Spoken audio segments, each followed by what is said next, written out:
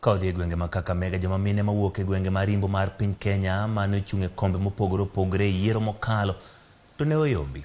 Koro dwaro mondo jotelo ma pacho ka onyakwe okang' ma giwacho ni biro chwalo kenge mag dongruok. Kane gilose kanisa ma Believers Church mantiere Kakamega, joma mine go chiwo siem ne jotelo mosebedo ka thuo Uganda ahinya to ne weche mag gijaporo wacho e romo mopogore opogore ka bende koro gidwaro mondo mi okel kwe. Ninaomba wahubiri wote katika taifa letu la Kenya, wale wakubwa na wadogo, dushikane mahali popote tulipo, dushikamane mikono, tuweze kuombea taifa letu la Kenya na tuweze kushikana pamoja na serikali, tuweze kuomba pamoja.